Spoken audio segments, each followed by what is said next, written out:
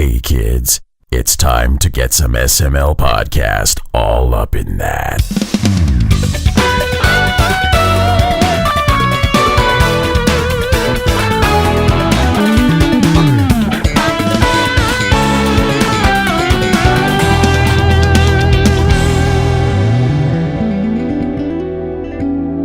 What's up, everyone? This is the SML Podcast. I am your host, Joe, and I am tired as shit, so we're starting things off. Pernell Vaughan, how are you doing?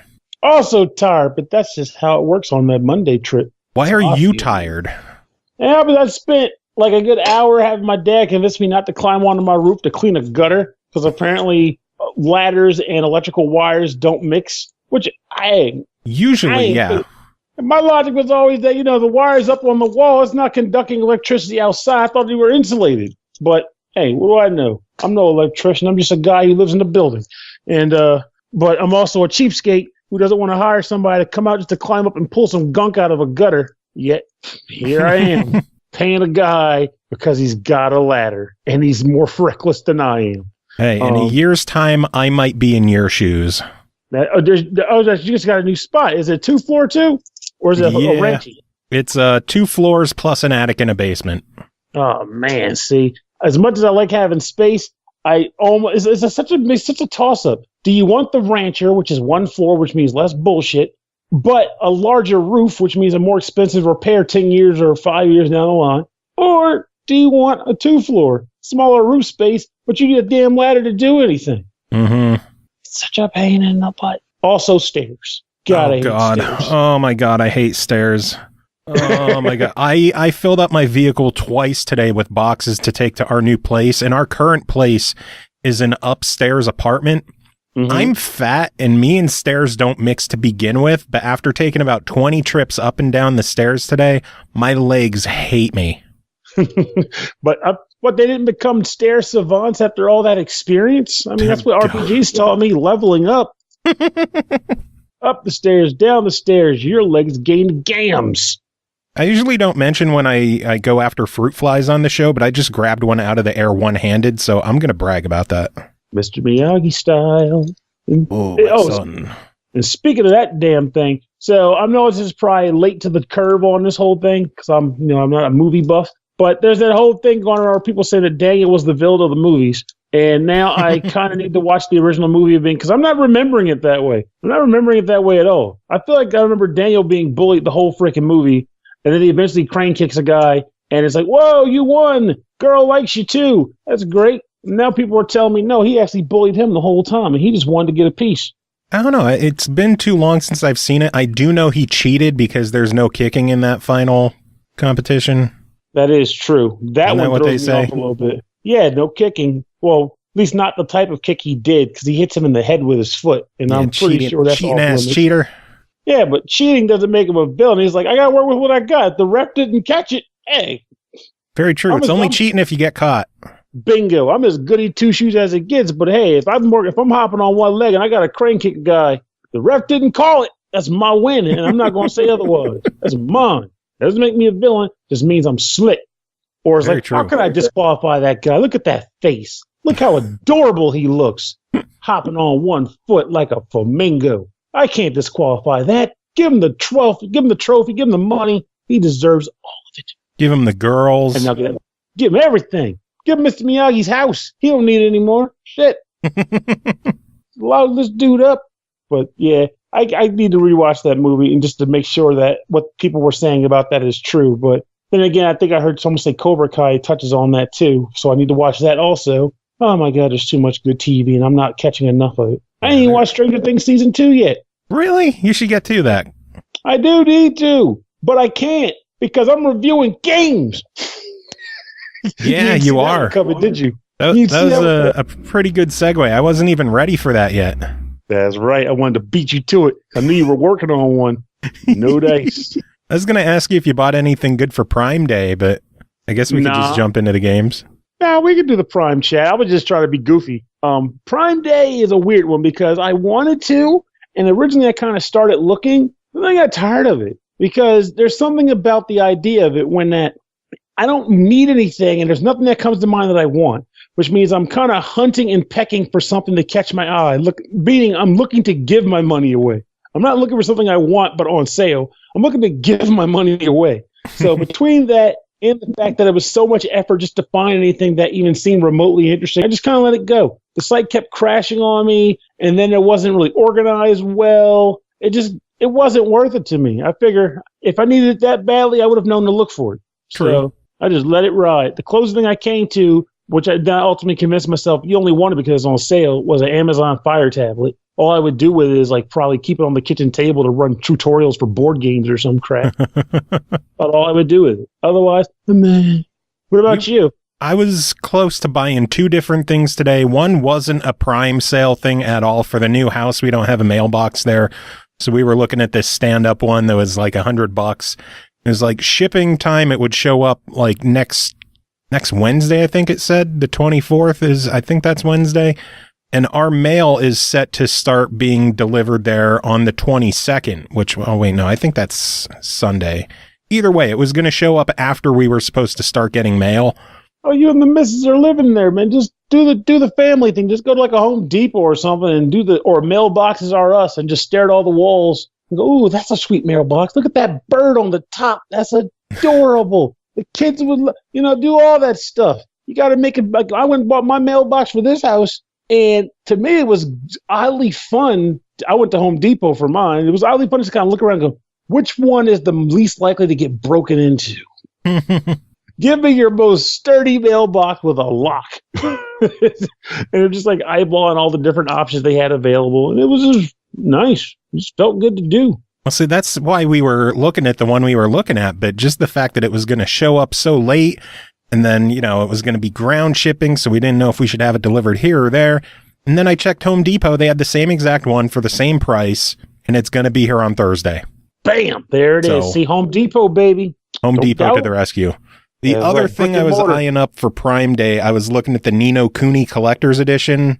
They had it down to $100, and I had it in the cart. I had permission from Ashley to get it, and then I thought, oh my God, I have packed so many collector's editions over the past few weeks. I don't need more shit. I was about to say, man, let me tell you something. Moving into this house was when I said I'm not doing collector's editions anymore. because you see it. When you get one here and one there, you're like, all right, this is cool. And then once you have to move it all out, some things come to light. One, take a lot of goddamn space, and one of them takes up an entire packing box. So that's a pain in the butt. Number 2, you come to realize that everything that came in the collector's edition is still in it. You didn't use any of it. That cool statue, still in the box. The map of the world you're playing in, still in the box, folded up in the plastic, because you didn't want to damage it or get it dirty. That coin, you can't spend it anywhere. It's just a damn piece of metal. And you're not even paperweighting it. It ultimately boils down to the fact that it looks alluring because we're all gamers and we're all collectors, and you just want to have the best version of what they put out. And they know it too. That's why everything has a damn collector's edition now, even if it's the most frivolous thing out there. What was the I'm trying to remember one that was like how Limited Run. Their whole shtick. It's like, okay, I get it. The regular copy, I want a physical copy of this game I like. Gimme. And they're like, you want to get that collector's edition for another $35? You'll get a disc with maybe some songs on it. We don't know. You'll find out. Also, the box is bigger, so it'll take up more space. But it's cool because it's got custom art on it. On a reversible cover. Because you like the Genesis, didn't you? Yeah, $65 for that. Like, kiss my ass. But that's what it is. We all fall for it because we all have the mentality to want the best of what we buy. Remember back when collector's editions were very rare, but they were luxurious. And half the time, you didn't have to pay an extra price to get them. All the work and design shit, yeah, the game got delayed like 2 years, but you paid the same price for it that you would have paid anyway. And you got a map, you got coins, you got a full OST, not some partial shit. Got the full OST. They increased the size of the box, but not too much, just enough.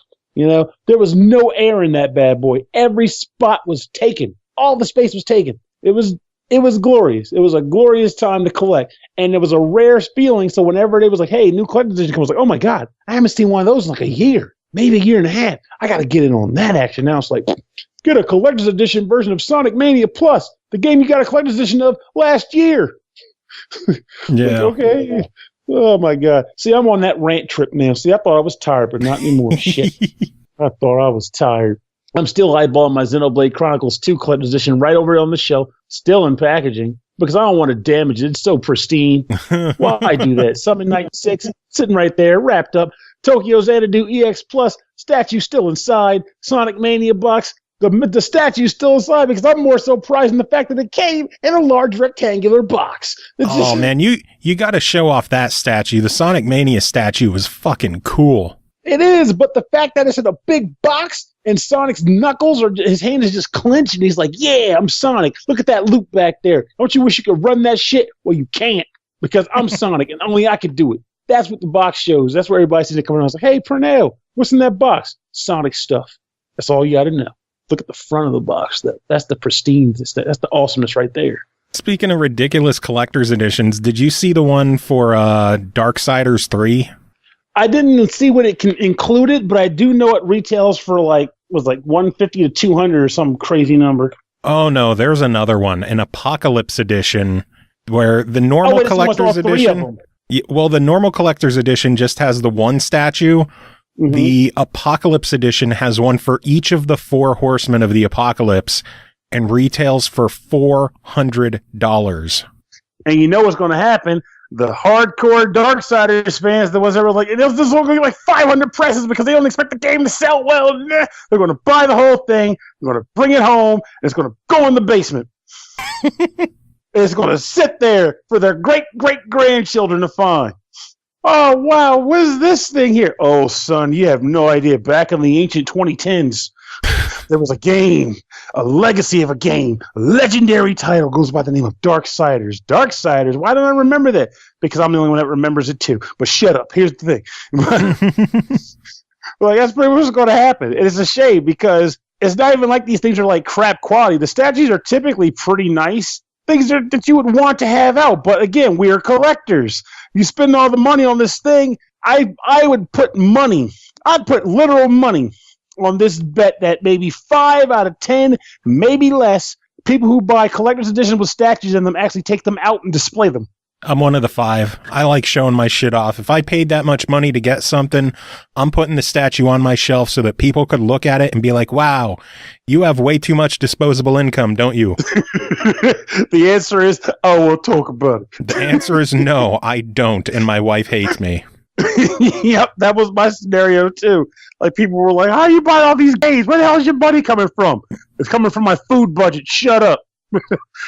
Like I'm not just giving money away. It's like, what are your bills accounted for? Yes, they are. But there's other things that aren't, like my stomach. Like other things I could be paying for that matter. That exotic vacation you and the missus went on last year, I can't afford that shit because I got Sonic Mania. There you go. Magic. Big shocker there. I mean, it comes up a lot. People are like, how do you have all those games? Like, I spend money on them. Where do you get it from? Everything else. Where does the money come from? Everything else. Yeah. That's how it works. But then I go and hug my box and go, this is awesome. I'm glad I have this piece of paper. This statue is so pretty if I ever open it. Exactly. Look at you, Sonic Mania, sitting over there. All pristine. I don't think I've ever even seen the damn thing. I didn't even took it out of the box. Maybe after this episode recording, I'll actually do it. I'm telling you, Sonic Mania, you should open up and check out because it's an awesome statue, and it even says Sega when you hit the power switch. Really, though? Yeah, man, you got to open that fucker. It is awesome. I might have to. See, look what you did. Look what you did. But then what do I do with the box? The box, man. Set it on fire. I don't know. Just torch that shit. Do what I did and put the statue on top of the box. Yeah, but I can't. My statue's in a glass case. Maybe that's what I should do. Maybe for the episode picture, I should just take a picture of the glass case so you can go, there it is. Look at that statue all sealed up behind a glass case in the box it came in. Do it up, man. I can't take a picture of any of my shit. It would just be a bunch of white boxes. I think maybe I will do it just for the chuckles. I think it'd be pretty funny if you decide to go with it. episode of SML. Why won't he open his shit or something? The title. Open your damn collectors. Episode 397. Pernell's stuff. Pernell's stuff. Just never opens any of it. Summon Night 6. Unopened Collector's Editions, Part 1. I got 1, 2, 3, 4 right here. I'm staring at 4 of them. 5 of them. My God. This is insane. I'm going to go on a tire. We're going to start ripping boxes open after this. You'll see. I don't have any collector's editions around me oh, wait. I have one collector's edition in the box still next to me that hasn't been packed up yet, and it's Sonic Mania. There it is. See? So you can actually go Sega. As a taunt almost. Like, except it's boxed up, so I can't. Normally I would have. I would have just grabbed the statue and be like, Sega! Told you, man, it does it. Damn it! Mine needs to do it now. Oh, shit. Anyway, we should probably talk about games, huh? Pretty much. Everyone who's still listening, thank you. No one's listening. Oh, stop it. But yeah, you got 2 games to talk about today. The first one is Tempest 4000, developed by Llamasoft, published by Atari, released July 17th on Xbox One and PS4 for $29.99, Steam for $19.99. Tempest 4000 is a visually stunning, action-packed tube shooter based on the classic hit arcade game Tempest. Pretty simple. Pernell, what is this game? You just described it. It's Tempest with a bigger number. What's the 4000 stand for? We were talking about this earlier. Yeah, what does the 4000 stand for?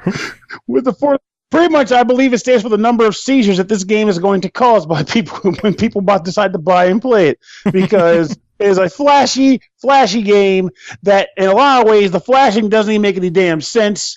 If anything, I think the majority of the challenge in this game is just seeing through the glitz and the glamour to realize that you got a claw shooting bullets at odd-shaped objects coming down a tube. Is that a bad thing? No, it's not, actually. The game is pretty fun. It's very addictive and very fascinating. The game is, like I said earlier, you're a claw-flying ship, just like the older Tempest games, and you're on stages that are built out of different geometric formations that you can either go around in a 360 formation, like around the entire surface, or it might be one where it doesn't connect on both ends and you're kind of limited to a plane of sorts. And the goal is to go between the different lanes that the geometric shape makes up, where enemies are coming down, and you blast the shit out of them with your gun. Every once in a while, you'll shoot an enemy, and he will drop a power-up. You pick up that power-up, and it will do a variety of different things, ranging from like giving you the ability to jump, or giving you an AI drone, which will help you take out enemies and sometimes save you if a robot actually grabs you to pull you down. Sometimes you'll find one-ups in the same manner, and so on and so forth. Lots of different items you can come across. So, in addition to that, I don't even think there is anything in addition to that. I really just described the game. It just gets harder. Tempest. It really is Tempest. And it's amazing because here's a fun fact that you might not even realize for this review. So, I'm familiar with Tempest. I've dabbled with Tempest back on Tempest 2000 way back in the day. But so I wasn't. What did the 2000 stand for? I'm not even sure. The amount of snoring it would cause. I'm kidding. The year. The year. Tempest 2000? No. I said, no, I'm trying to remember. I feel like Tempest 2000 came out when I was still in high school, though, but I could be off. But I know I did play around with it, even if it was for a short period of time. But the thing is, the thing that really got me into this style of gameplay wasn't the actual Tempest series. It was that game Hypervoid I reviewed it for the show last year, maybe back in October or so, on Steam, and it first came out on Steam. And yeah, that was a while ago. Yeah, and I'm bringing it up because it's pretty clear that Hypervoid was inspired by Tempest games. And yet, I feel like Hypervoid, in the process of working to be like Tempest, surpassed Tempest to be a better game. Yeah, it doesn't have 100 stages on it like Tempest 4000 does, but it feels like it's more of a game. I mean, you have the particle effects are awesome, but they're not overbearing. I mean, the power-ups in the game, there aren't a ton of power-ups, but your ship has 3 different guns from the start, and you have to manage how you use them. Whereas in this game, you get a few power-ups that might give you a different shot, but it's not really something you can control. It's just you pick up a thing, and the game will just say, hey, you got a particle shot. I didn't expect that, but I guess I'll use it. I mean, like you can't plan to get a particle shot. You just happen to get one. There's just certain things about it that I feel like I wish Tempest 4000 took the opportunity to use this sequel to improve on Tempest 4000 as a whole. Yeah, there's a bunch of different modes. There's like 3 different modes in total, but all of those modes are the exact same game. Like it doesn't change enough to say this is a different game you're playing on this mode. No, you're playing Tempest 4000. Just now you're trying to survive as long as you can versus getting through a bunch of stages. Yeah. You know? So Again, go back to what I said earlier. Does it make it a bad game? No, not even close. In fact, I'd wager that people who are looking to buy Tempest 4000 know they're getting that kind of gameplay out of it, and they're perfectly fine with it. So, and honestly, I had a good time playing it too. It's just that I know that I really, really want Hypervoid 2 now. It might never happen, but I would love to see that happen. So I'll make sure to ask the Benassi brothers if they're working on Hypervoid 2.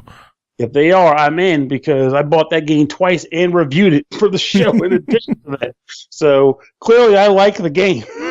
So how does Tempest 4000 look? I know Jeff Minter is always about the trippy visuals. How does Tempest 4000 stack up? Well, like I mentioned earlier on, it stacks up very well in that front because I feel as though it's going to cause a lot of seizures. There's a lot of like moments where like the game will kind of sort of like ripple, if that makes any sense. Mm-hmm. And like it's hard to even sometimes tell where your ship is within the ripples.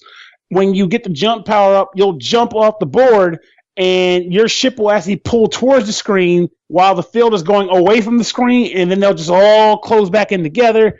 And it sounds simple enough, but no, it's a pretty trippy effect when it does that.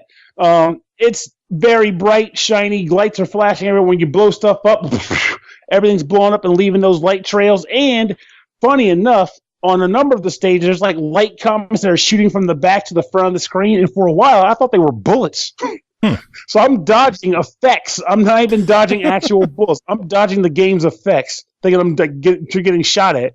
I mean, the game, it does a great job with particle effects and lighting, and you are in for a visual treat when you boot this game up. I'm just saying, if you are a victim of epileptic shock or seizures or anything like that, though, maybe play under supervision because I would not be surprised if this causes something like that to the wrong person. But otherwise, the game is a pretty fun title.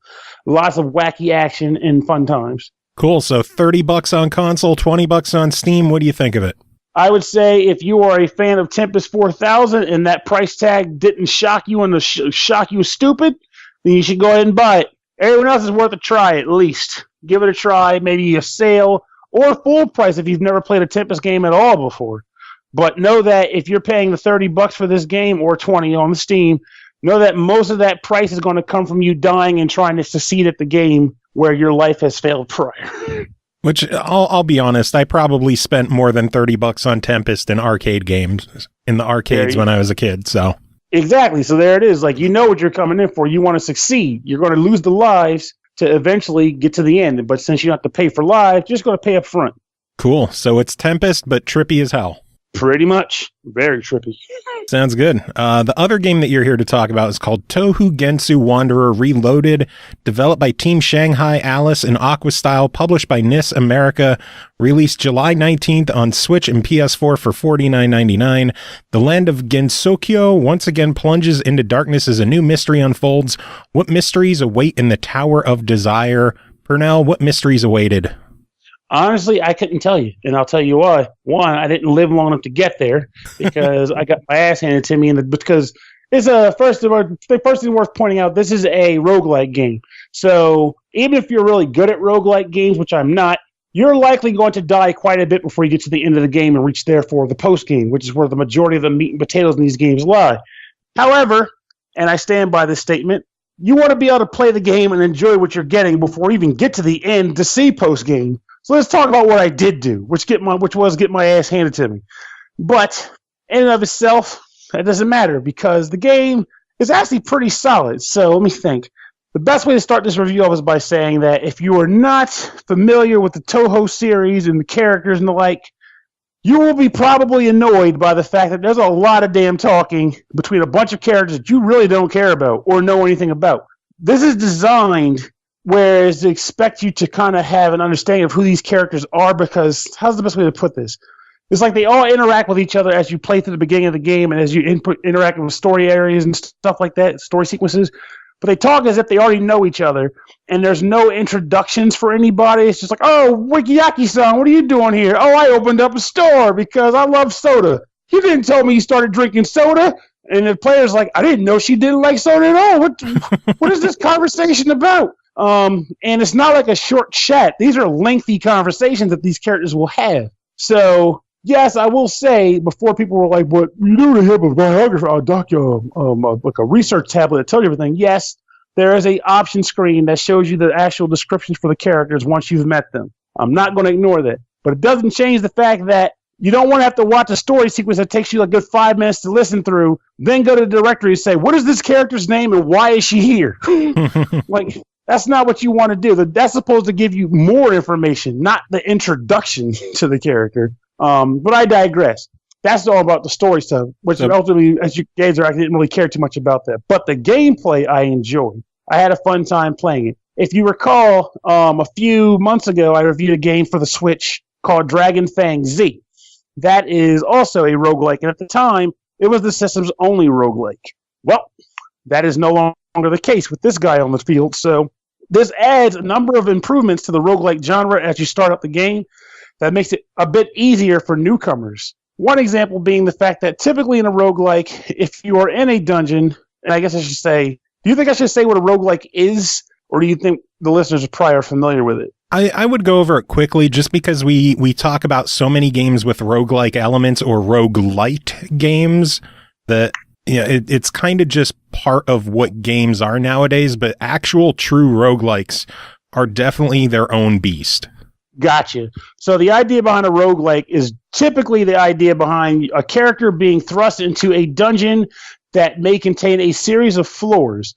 Every floor has a theme and is usually randomly generated as far as the layout goes. It may consist of a series of rectangles and squares connected by narrow corridors, and everything being the enemies to the items that you can find there, or the traps, and there will be a lot of traps, are randomly generated also by RNG. So, random number generation. So, essentially, you go into these dungeons, you fight monsters with the goal being to find treasures and the exit leading to the next floor. If you die in the dungeon, you level up as you play through the game, but once you die, your level resets back to 1. You get kicked out of the dungeon and you lose everything you found. Sometimes the games will have a mechanic that lets you kind of reserve or save some of your items so you don't go completely butt naked out of the dungeon. But the norm is you're naked and you're done.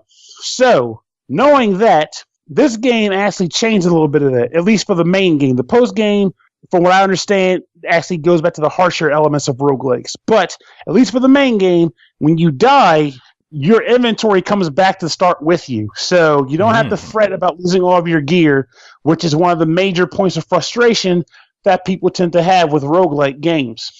So they did that. In addition to that, one other element that typically factors into roguelikes is item creation. And what that is every once in a while you'll find an item in a dungeon.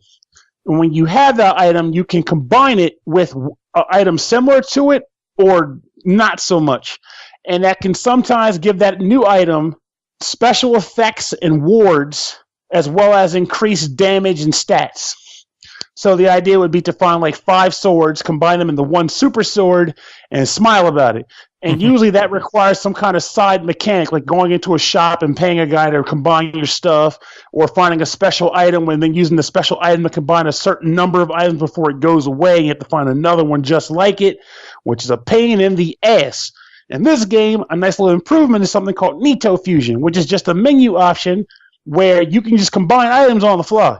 No need to get a specific item lined up or shop to be located. You just combine it when you feel like it. It just requires a sub-resource that you get from taking junk items and burning them. So it's actually kind of nice if you want to combine an item, a set that you've got in your inventory. You don't really have to wait to do it. You just do it and clear up that inventory space because you only get 30 item slots typically, and that crap fills up fast. So Touhou enemies and Touhou characters, I will say this is kind of a funny little mechanic to the game. So the main plot of the game is that one of the characters loses his freaking mind because of a golden ball and decides he wants to do a thing. He wants to be all-powerful and multiply the population of the world ad nauseum. But what that actually translates to is, I want to make the world into a roguelike dungeon. And he does. I actually kind of laughed hard at this. This is the only time I've ever played a game where he's pretty much lined up to say, we're making this into a roguelike by the powers of an enemy, because character outright says, it seems like there's like clones of all of our friends out in the world, and they attack us on sight.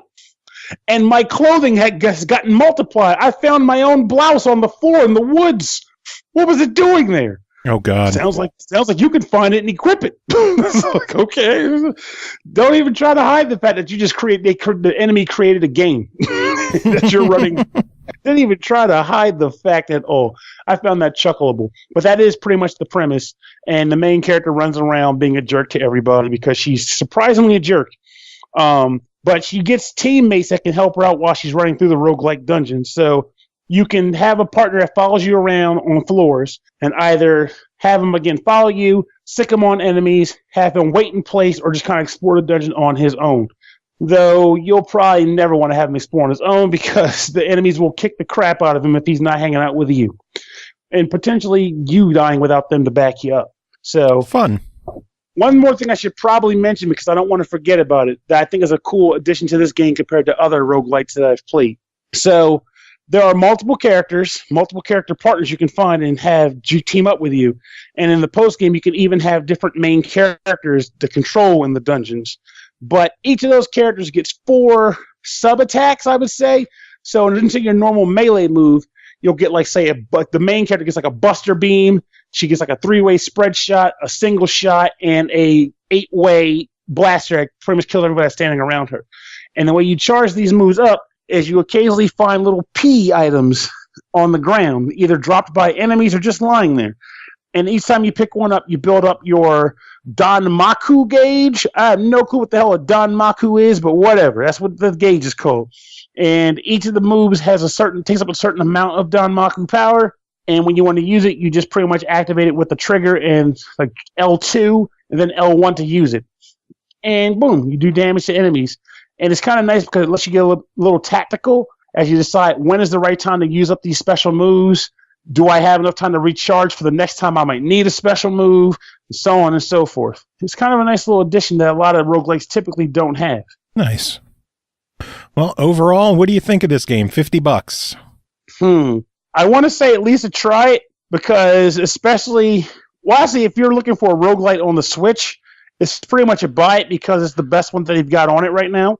But otherwise, it's more along the lines of a try it. But it's not a bad game by any means, so it's definitely not a deny. Just a little on the pricey side, maybe? Yeah, that number doesn't sit well with me. But I will say, being a roguelite, I am going to gamble because I didn't get there because I got my shit handed to me. But I am going to gamble that the post game, if it's anything like, say, Sharing the Wanderer, which is another Wanderer, roguelite style dungeon crawler. If it's anything like that, the post game is definitely enough to justify the price. But you kind of have to get there and be ready to be really, really frustrated once you do. Nice. Sounds good. Well, Pernell, always good having you on chatting about this stuff. You have any final thoughts to wrap it up? Summer can kiss my ass and also have fun moving your stuff. But once it's done, it'll be done and you'll feel good. You can make a throne out of all the boxes you don't unpack. All right, next game to talk about is called Mothergunship, developed by Terrible Posture Games, which is an incredible company name, published by Grip Digital, released July 17th on Xbox One, PS4, and PC for $24.99. Mothergunship is a bullet hell FPS where you craft your own guns, fight gigantic bosses, play together with your friends, and defeat a robotic alien armada that conquered Earth. Face off against overwhelming odds and brutal non-stop combats where thinking on your feet is the only way to survive. Checking this one out. I'm not sure how much thinking he did, but CJ Greenwood, how are you doing? What's up, man? It's weird that you use my last name. I'm not used to that. I always use your last name. I don't feel like that's true at all. Maybe like once or twice I haven't when you were still a co-host. I feel like you always just said CJ, but I guess that doesn't matter. Fine, checking this one out. CJ. It doesn't bother me because my last name's everywhere anyway. I'm not going to be like that other person that we will not name.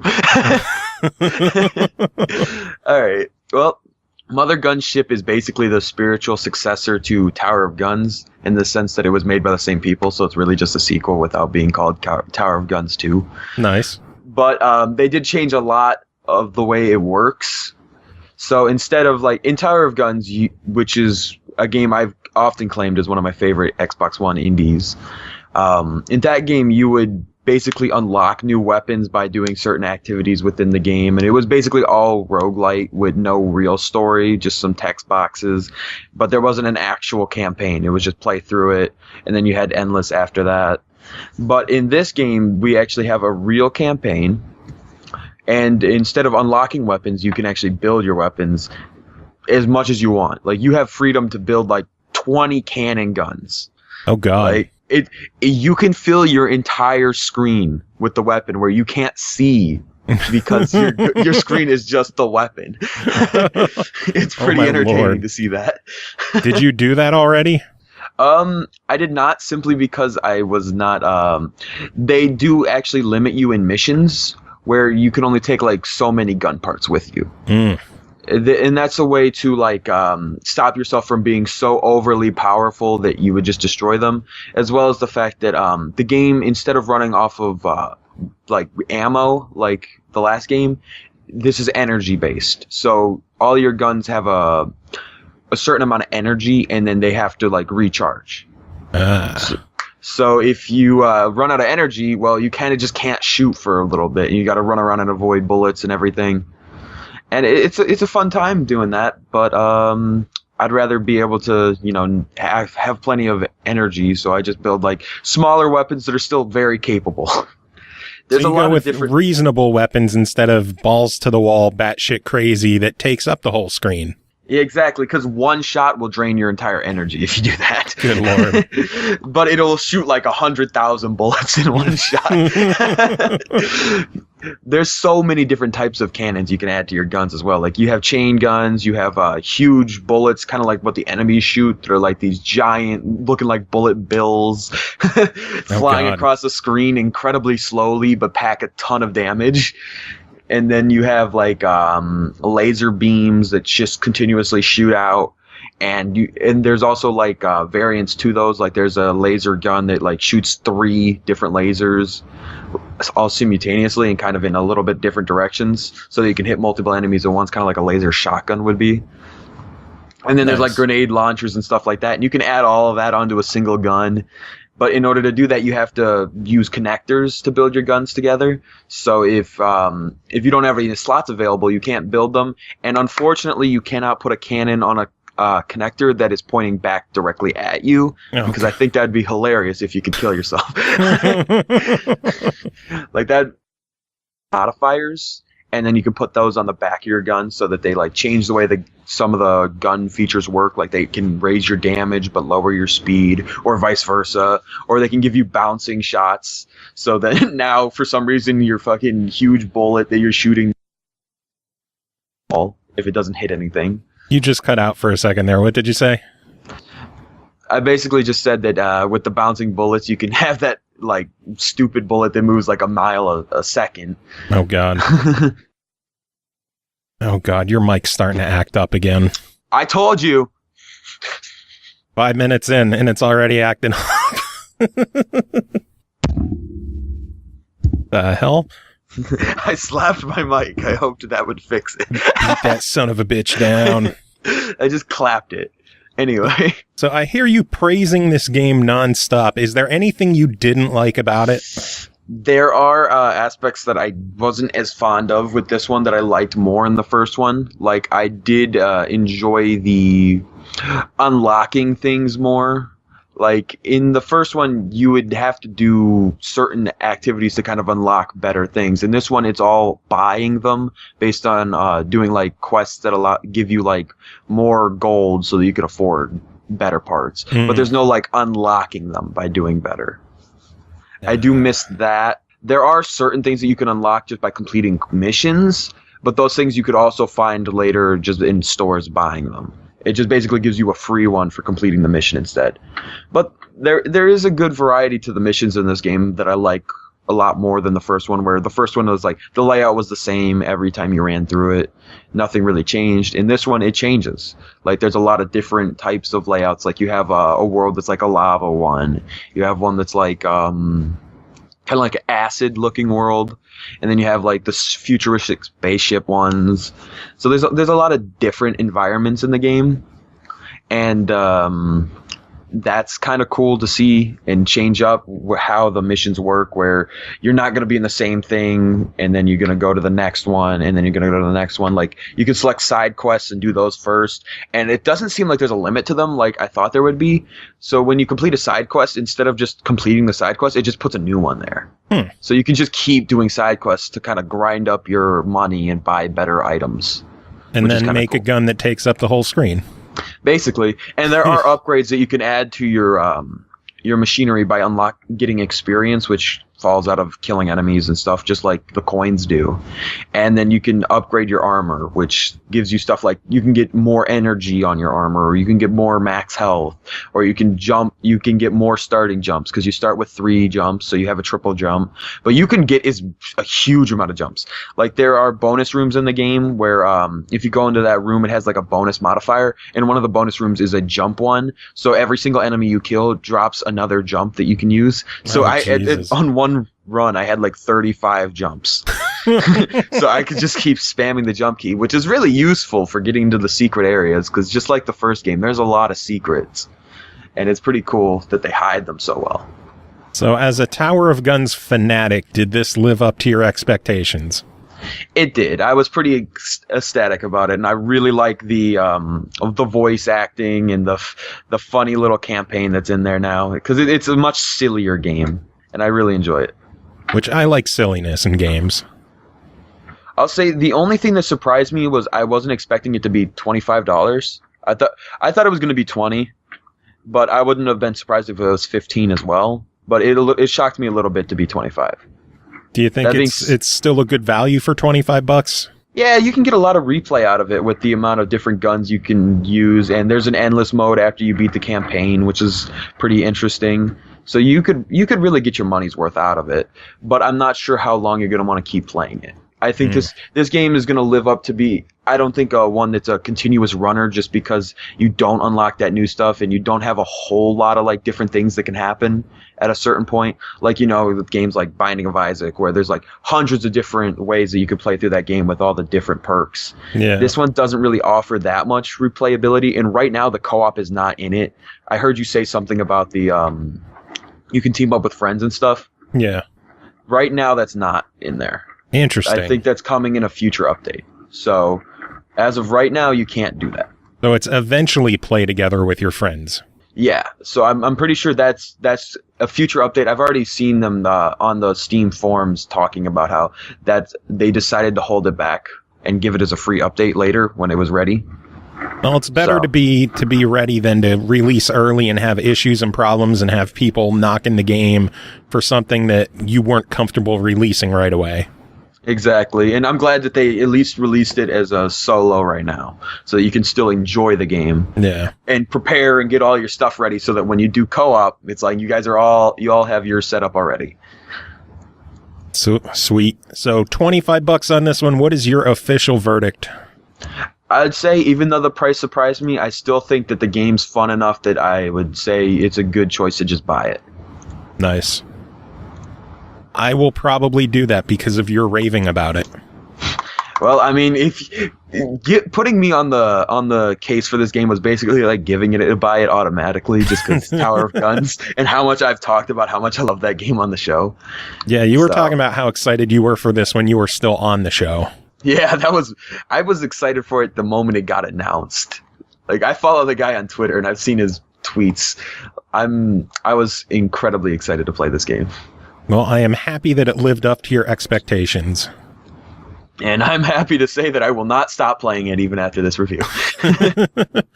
Good to hear. Well, CJ, always good having you on chatting about this stuff. Do you have any final thoughts to wrap it up?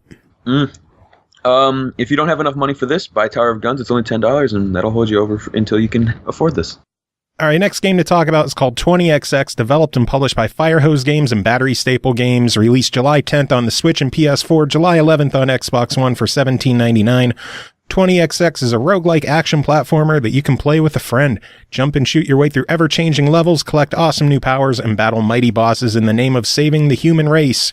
Maybe checking this one out and making a rare Wednesday show appearance. Cole, how are you doing? What is this Wednesday show? I don't understand how I can't read the calendar. I think I'm confused.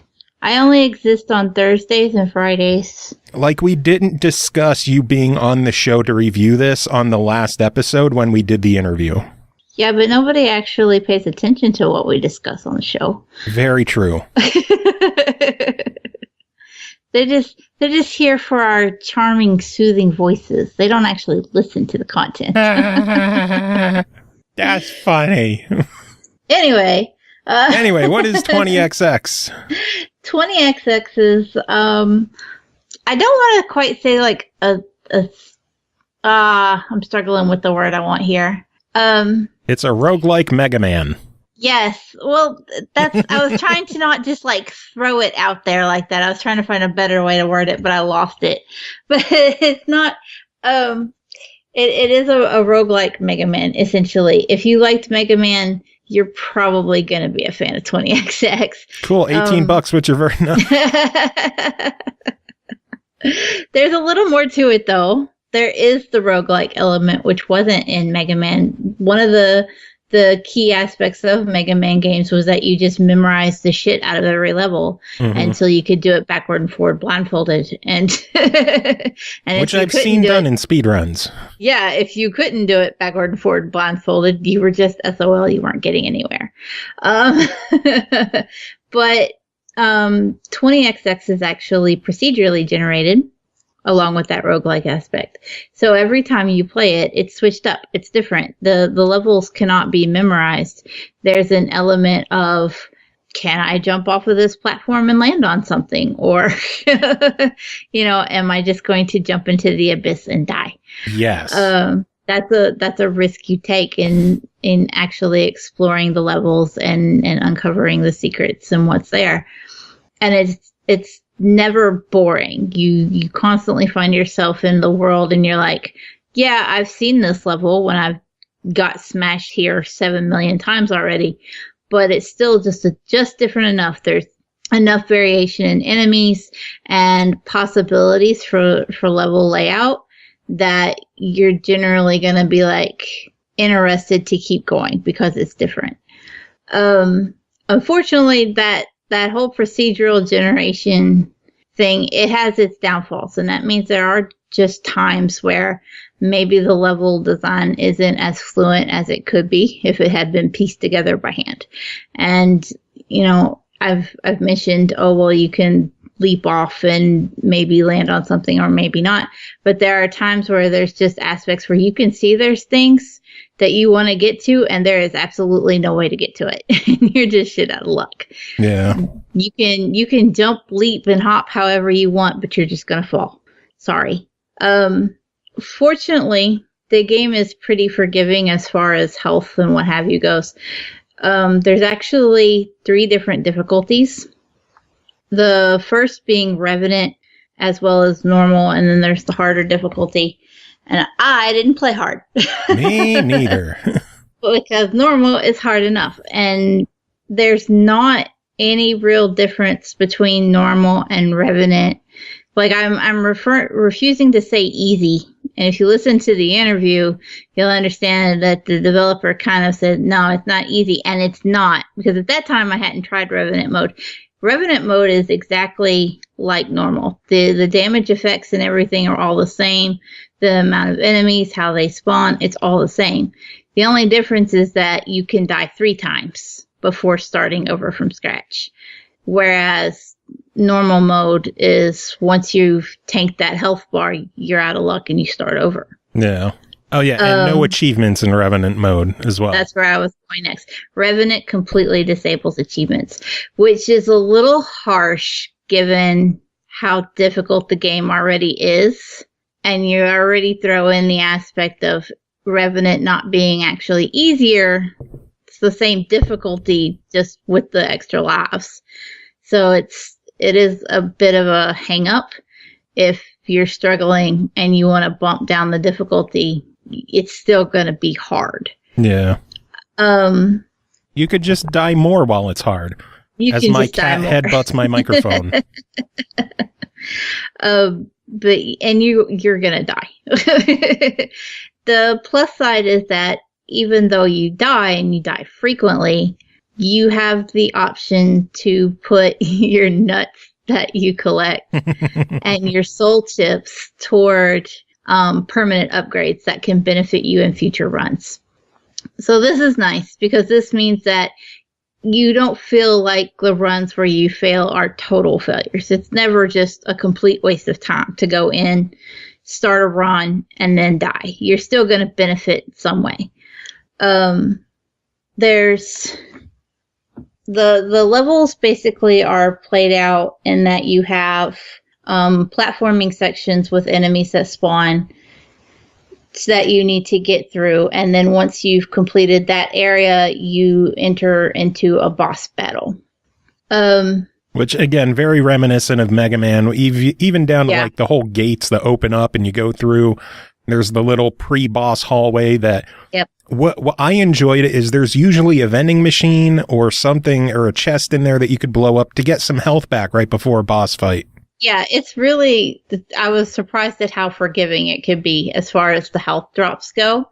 And especially once you've had the nuts and stuff that you've earned and been able to spend toward extra power-ups and, you know, health being more useful, then you're like, oh, this... If you take a few hits trying to get to the boss, you haven't lost your entire run. Yeah. Nuts. That nutsack, though. Nutstack, not sack. Stack. Nutstack.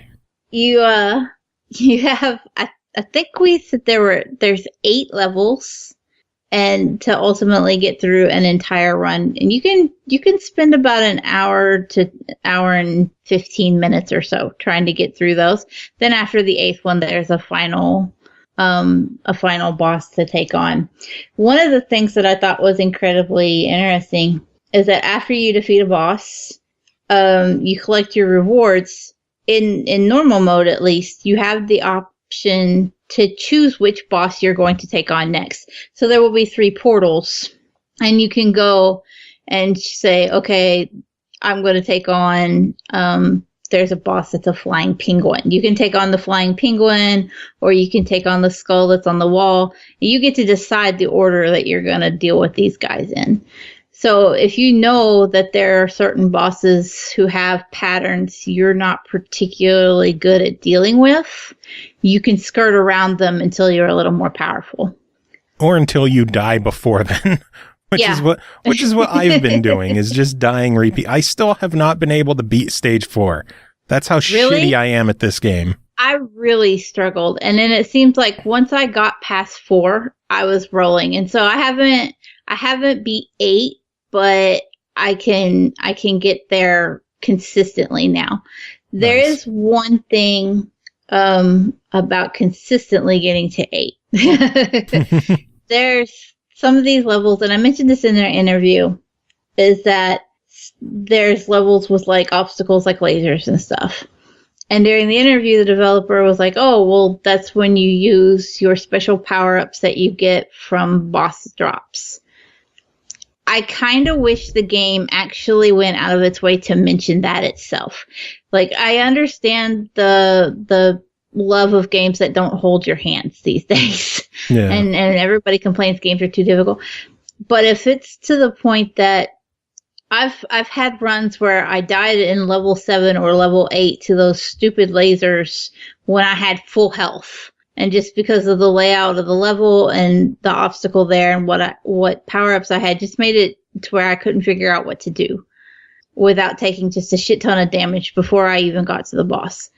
That's disappointing. When you spent an hour chugging away only to get to a level and you're like, I can see the gates and I can't get there because I have 2 hits left. Yeah.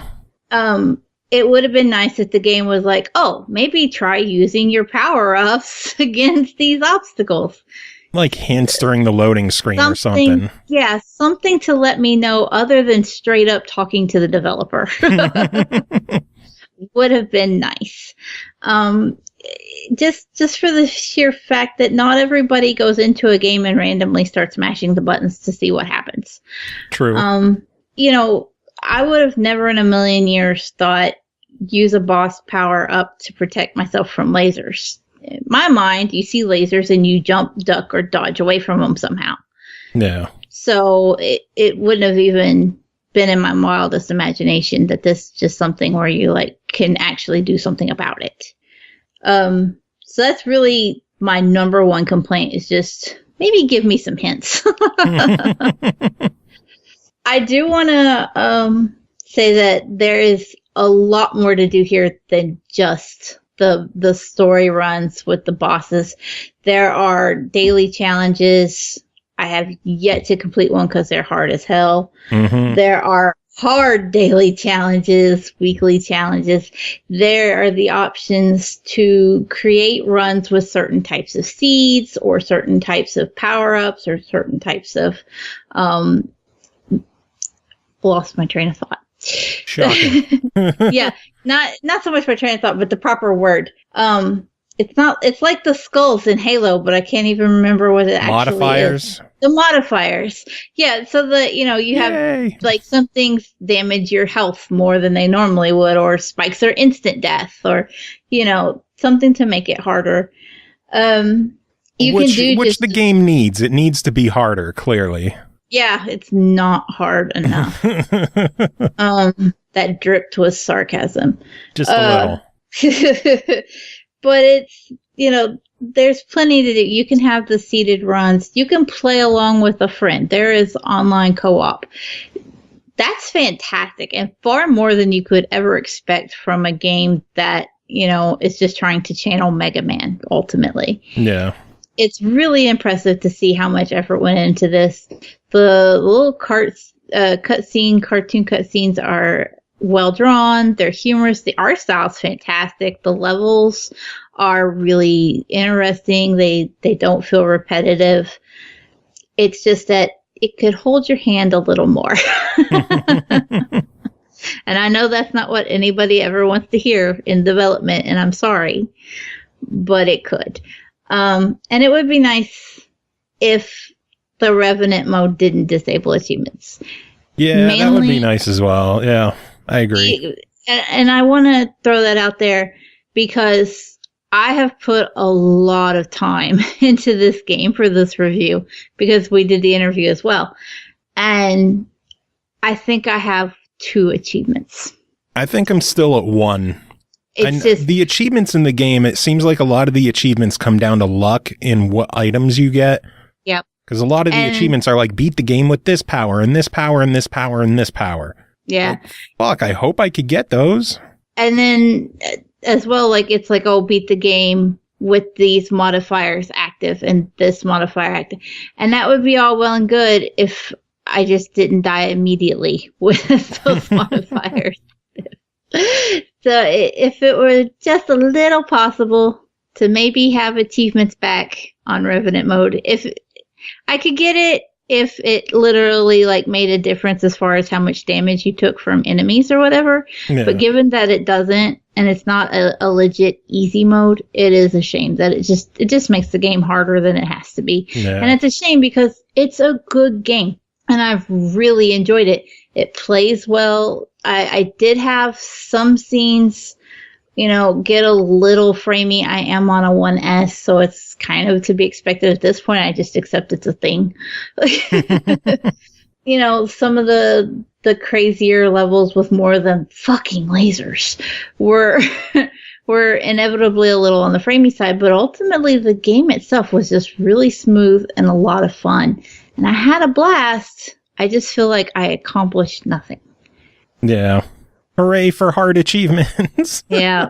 But, and it's sad because I don't ever want to I don't like for people to go, oh, you reviewed that game, but you only got 1 achievement. Well, sometimes you can't help it. Yeah. I think I have 2, but sometimes you just can't help it. And that's just one of those times, unfortunately. Yeah. Well, overall, $18 on this one. What do you think of it? I still give it a buy it. For especially for platforming fans, Mega Man fans, you're going to be happy. Even if you just like roguelikes and you've never played, I like roguelikes, but I've never actually I don't remember playing Mega Man. I don't have that kind of fondness of it. So I didn't have that kind of nostalgia weighing on me when I went into this. And I still just had a blast. I really enjoyed it. I just wish I could have accomplished something. I agree. For $18, there's just so much to do in the game and just endless replayability. Yeah. So and they were talking about free DLC. Yeah, new character. We didn't even mention the multiple characters. So yeah. There's even more to the game than we had time to do in this review. Yeah. In this long review. I'm sorry. Words. Are those your final words? Yep. I was already winded enough, Joe. So your final words are words. Yep. All right, next game to talk about is called Dream Alone, developed by WarSaw Games, published by Fat Dog Games. Released June 28th on Switch and PC for $9.99. Are you skilled enough to face frequent deaths, survive deadly traps, and avoid scary enemies? Enjoy an ultra-difficult classic 2D platformer with a dark story. Master your special abilities, enter an alternate reality, and clone yourself to get through 21 hardcore levels. Checking this one out, Chris Taylor. Chris, how are you doing? I'm doing all right. Just playing some ultra hard platformers. And how are they? Oh well, this one, Dream Alone, it's pretty good. It's like it immediately reminded me of those silhouette platformers that I've done a couple of times, but this like one Limbo actually, and Feist and stuff like that. Yeah. Only the cheaper ones that I did because I didn't do Limbo. But yeah, they're your Limbo-like games, I guess you could call them. But this one actually is not in silhouette; it's in glorious, blurry black and white. Oh, nice. So, So Dream Alone is, I mean, the story's pretty basic. You're a little kid whose family has all succumbed to a sickness that has infested the village, and you got to run over to find the goddess of death, who doesn't look menacing at all in the opening cinematic. Sounds innocent enough. Go ask her for some help, because what could possibly go wrong? And in order to get to her, you have to jump across everything and dodge everything. So what kind of sets this one apart, I suppose, for one, it's one of those kind of games where you only run and jump. So there's no, as far as I can tell, there's no attacking. You're told the first enemy, and actually I think the only enemy for a couple of levels that you run into are ticks, which are about 5 times bigger than you are, or same size as you are. Yeah, and it's like, don't try to fight them, and they're venomous. Don't even touch them. Just get away from them. So you're not really afforded any real hope in defeating these things. And then the real gimmick to this one, I suppose, is that you can use a couple of different effects in order to travel between parallel worlds. So the first effect is that you could just straight up, like, basically put yourself in kind of like an upside down situation. So you go from dreary, rain-soaked gothic, like, black and whiteness to scary, ghost skeleton-filled, red-tinted nightmare fuel. And it will change certain things in the actual playing field, so that, like, a rock that you can push might appear in the alternate world rather than the regular world. Or a jump becomes shorter, or like a cliff just entirely disappears so you can walk through it. The catch here, of course, is that you can only access the alternate world through power-ups that are kind of scarce. So it's basically one of those things where you just kind of have to, like, go to the floaty skeleton world. Like, literally, they're like skeletons just floating in midair with robes on. It's it's like, oh, hey, it's skeleton ghosts. Not only ghosts, but skeletons. But yeah, like, you go into that world and, like, you don't really get to hang around. You just have to go back as soon as you get past the thing and get back to your regular self, or else, you lose out. But the cool thing is you retain any of the energy that you have gained if you die, and they replace all of the power-ups, so that you can always kind of collect your way into a full bar of alternate reality juice. And die you will. This is a game that's very much meant to essentially, like you have to look for clues that are, like, almost microscopic in the game's unique presentation. So, as you're running around, you can't just run from one side of the screen to the other. That's insanity. There's like 10 things on the ground that are going to kill you instantly without you being able to really see them. So you end up doing a lot of this jumping stuff, and if you see something shiny on the ground, jump over it. If you see something kind of pointy on the ground, jump over it.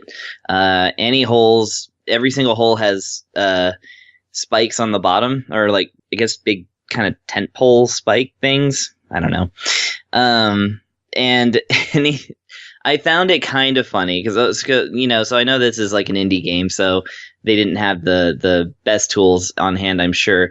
But every single death, no matter if it's falling onto spikes, getting brushed by a tick, like, just jump, like shorting the jump a little bit, so you like land on its back legs or something, which is of course an instant death. No matter what it is, your guy like falls apart in the same animation style, and it's just like a marionette or ventriloquist dummy. Like his head just rolls off and he just collapses, and he's like still making noise like after his head falls off. So oh boy, it's just one of those kind of things. And funny enough, there's a blood feature that you can turn on or off in the option screen. So I guess the point of the blood thing is that there's not really blood in the game. It's that if you die and the blood you have it set to show, it just does this like cartoony blood splatter on the screen that's just meant to kind of shock you, I guess. Because, you're sitting here trying to focus on this really dark and like dreary, background, and then suddenly, bright splatter of blood, and then you're like, oh crap. So died again. Yeah, so I just turned it off and just watched my guy's head roll off a whole bunch of times. So sounds pretty cool. So, and any negatives about the game? The only real things, like aesthetically, the game's a little like off-putting, I think. I mean, it's meant to be, but there's no background music to speak of, and the graphics are like, I think they maybe pushed a little too hard to be like dark and creepy, so it's like very hard to actually see the game that you're playing. I did all right on TV mode, but when I put it into portable mode, I was just like squinting at it because it's got a blur effect on it. I wasn't exaggerating on that. There's constant rainfall. It's black and white and already kind of dark. It all is in a circle in the center of the screen, doesn't actually use the whole screen for the most part. And every few seconds, the camera blinks, I guess, as if you were watching this and like you're blinking because there's rain in your eyes or something. So weird. Yeah, they made it intentionally obtuse. I think intentionally obtuse, but maybe a little too much. Apart from that, though, I mean, it's solid. It is very, very hard, and you're going to find yourself, I'm sure people who like this kind of like game and who like silhouette style platformers are going to find plenty to enjoy here. And of course, the alternate reality bit is pretty nice and like nice and spooky. There's some pretty legit puzzles in here. So nice. So $10 on this one. What do you think? $10. I say go watch a gameplay video. If it looks like something that you can hang with, then go ahead and get it. I wouldn't plunge into it without knowing what it looked like. So a solid try it. It's a solid try it. Yeah, I would say so. Cool. Good stuff. Next game to talk about is called Another World, developed by Digital Lounge, published by DotEmu, released July 9th on Switch for $9.99. Another World tells the extraordinary story of scientist Lester Knight Chaikin, is it? I don't know. They never say his name in the game, I don't think. Well, they say it here. So Lester Knight, we'll go with Chaikin, accidentally transported to another world while working on a particle accelerator. Lost on a strange planet, Lester must survive in a hostile environment and solve puzzles that are as unique for the genre as they are creative. And it is there that he also learns the true meaning of friendship. Aww. Chris, tell us about Another World. That's a great way to describe the plot. Okay, Another World. This is the kind of game that people our age, have had to have been told about, like, in this sense of why back in my day, this is how games were. So it's a very Euro flavored game. I believe the original was developed in France by the same people who developed Shaq Fu, I found out recently. Yeah. And also Flashback. And anyway, so this game is like one of the more famous, I think, European sort of puzzle platformers. It is very difficult, and if you don't know what you're doing when you get into it, it is extremely frustrating, and you will probably hate the game within the first screen. Like, it is a game that, like, if you don't really understand how this kind of game works, then it is probably the fastest, like, type of game to I hate this, apart from a Koei strategy game on the NES. Nope on out of it right away. Yeah. So... basically, this game was sort of invented to utilize a kind of polygonal, really kind of faux 3D graphic presentation, and you can really tell in the intro because it shows a Ferrari like roar up to a little trailer where Lester is working on his doodads, and you know the game makes this game was made like super early, like I want to say like 1990 or something like that. And but you can really tell where they really wanted to show off what they could do. So they'll do like close-ups and cinematics and things like that. Like you see this close-up of his eyes and they're just like these bloodshot textures attached to a big polygon that is his face. And today it looks super creepy. Back then it looked really cool and like edgy. It's up to you to determine whether you like it or not. But the cool thing about this game is that, whereas most people played it on like the Sega Genesis or maybe Sega CD or the on the NES where it was called Out of This World, they would have played a clunky like 20 frames per second type game that like on top of being confusing ran super slow. This one is thankfully updated to like for run at a like silky smooth 60 frames per second. Actually looks way better than I remembered it looking. And yeah, so like basically, yeah, when you see the opening cinematic, you see what happens. Like there's no words in this game at all. The entire thing is done through mime essentially, or just I guess just kind of figuring out. Because you're on an alien world, so nobody speaks your language. So, of course, it's, there's no real reason to have dialogue. But yeah, like, so, lightning storm happens, it hits your particle collider or whatever, I don't know, cool, flashy things happen. And you end up getting, like, just, completely zapped into a whole different world. The game opens with you underwater. Your desk like basically warps into this underwater thing and you're just sitting there at your desk.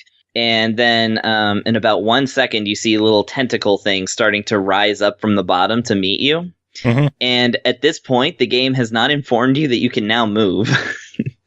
And you have to basically, as soon as you zap into place, you have about 1 second to start swimming towards the surface before those tentacles get you. Otherwise, you get to see the first in hundreds of cinematic, like, Dragon's Lair style death animations.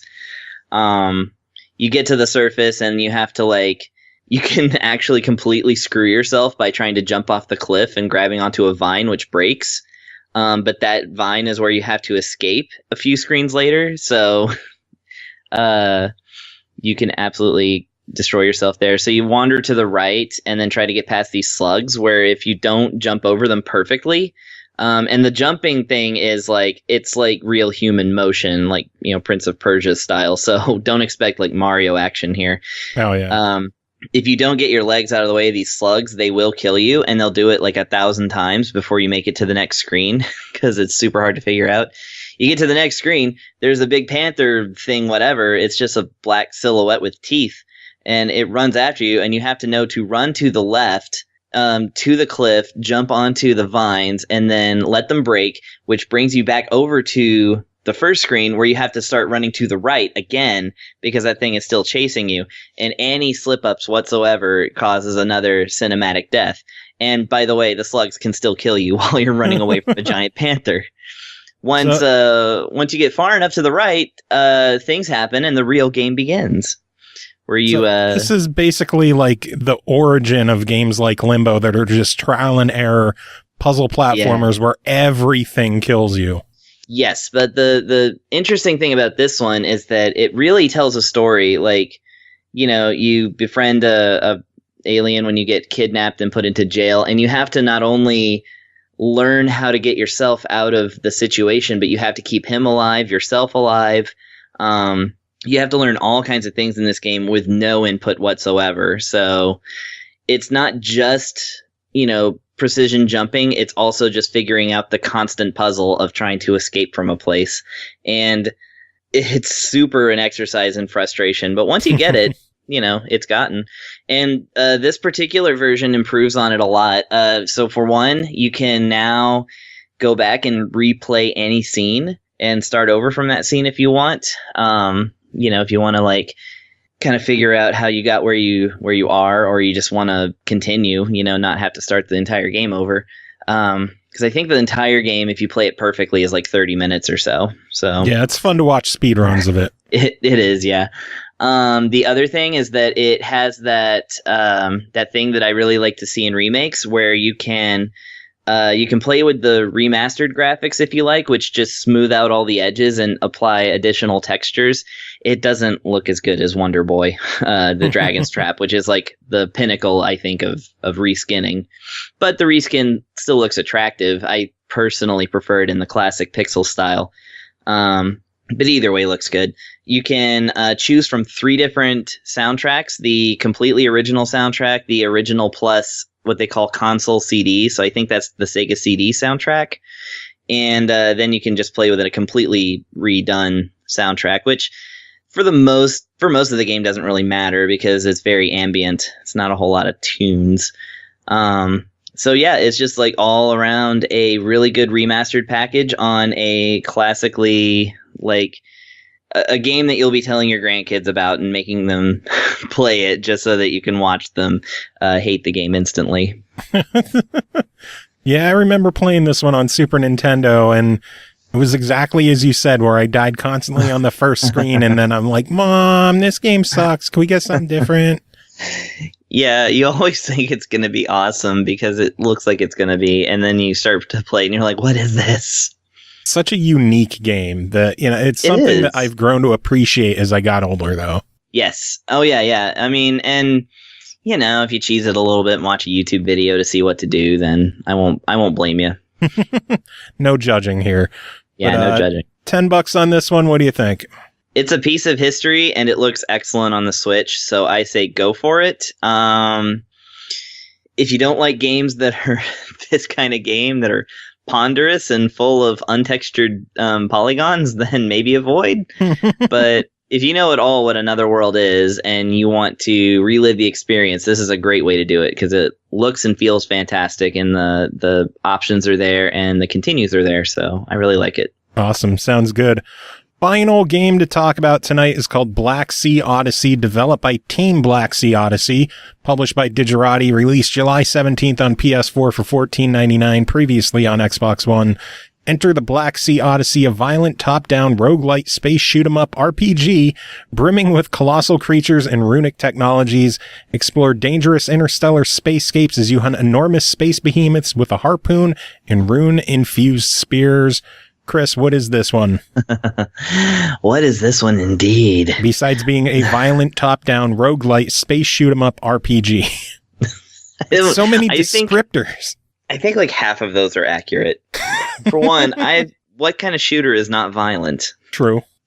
I mean, twin stick shooters, more, all the more. Okay, so what this game is it is a roguelike, and it is a twin stick shooter. It is, so the very basic storyline is that every 10 years or whatever, everybody gets together, or I guess 4 guys get together and try to have a race to see who can hunt the most large prey out in this universe, solar system kind of thing.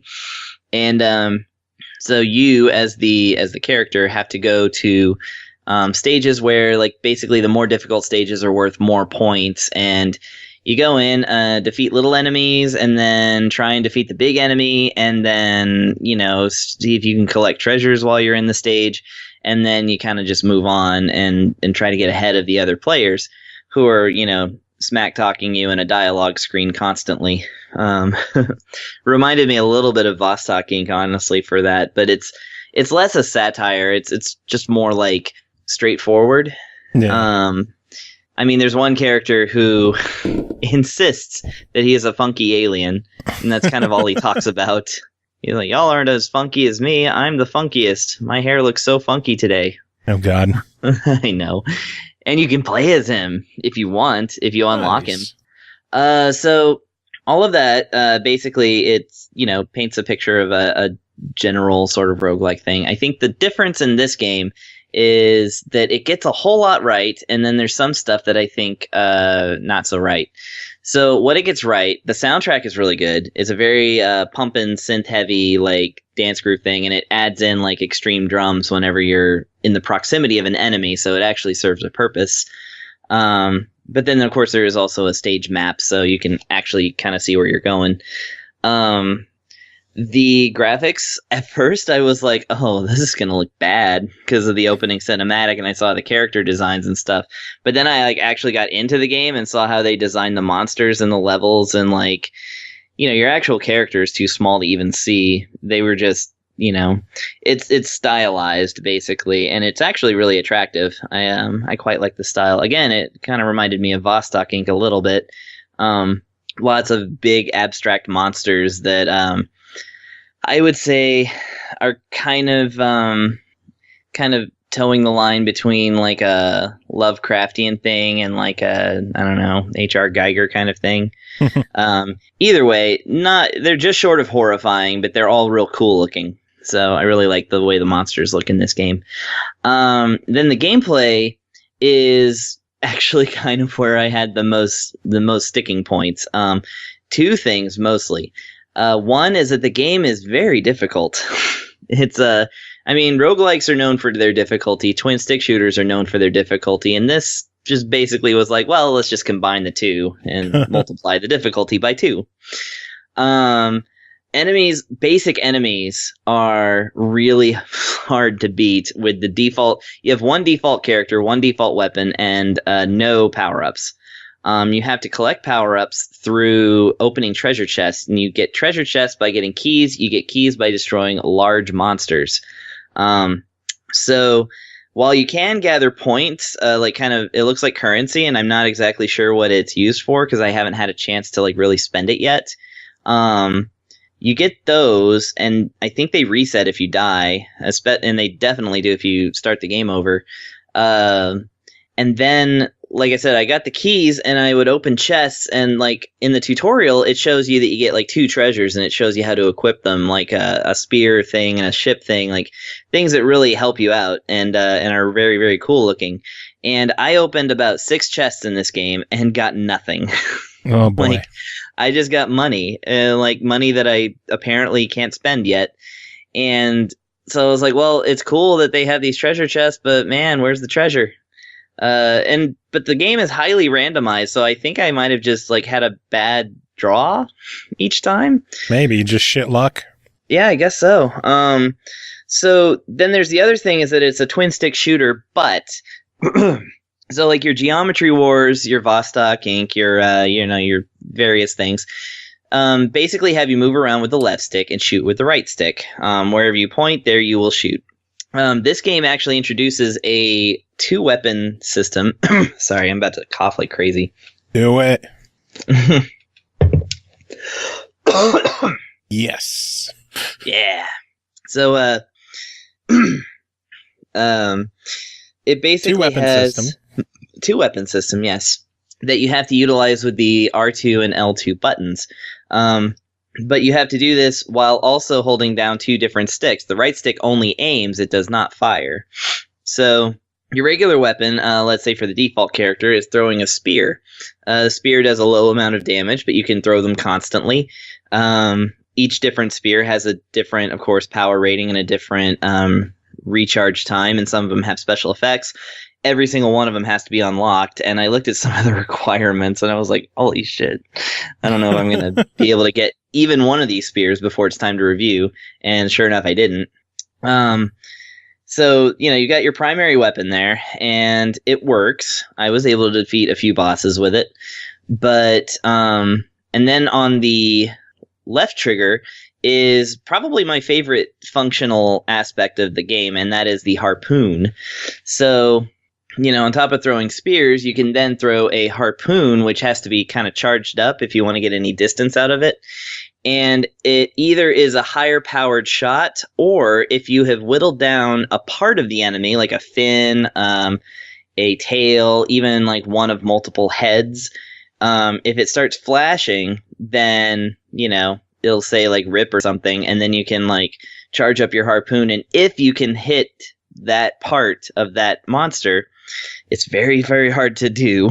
But if you can, then you will sink the harpoon into like the tail or fin or head or whatever, and then push the button again and just rip it right off in a nice shower of like bright purple blood or whatever. And that will not always kill the enemy, but it usually disables them in some way. I actually ripped all the fins and the tail off of this one critter that just kept coming after me until I finally killed it, even though it could only like basically go straight forward. Like the Black Knight in Monty Python, the Holy Grail, yes. Where it's just a stump on the ground. Yes, exactly. So I defeated a space fish that way. And it was just a flesh wound. But anyways, so yeah, like that's a really cool part of it. But the thing is that while you're charging your harpoon, you can't shoot the enemy. You can't just shoot the harpoon out because you have to charge it, and the enemies move faster than you to begin with. So you really almost kind of have to luck out on the harpoon shots. Like I found myself more taking evasive maneuvers and just kind of firing, spears behind me. Again, I imagine that this is something that will become much more fun and much easier once I get some power-ups, but God, I got to get some power-ups first. Yeah. So yeah, I played the game for quite a while with just the bare bones set of everything, and it was difficult, but I still had fun with it. I still kept going back to it. But I mean, my main focus was just like trying to open treasure chests. I was like, I'm going to be worthless until I get some kind of power up here. So, having said that, $15 on this one. What do you think? $15. I mean, it's a good mixture of the things that it is. So it's basically being a violent twin stick shooter with like some really enjoyable visceral, like, explosions of blood and stuff. It's that for sure. It wants to be a really difficult, roguelike that's maybe not the most accessible. It succeeds in doing that. I don't really recommend it for the casual set. This is definitely a game that you're going to have to learn first and then play continually until you're good at it or start getting those rewards and really building your character stock up. Having said, there's so many unlockables and there's so much stuff to do.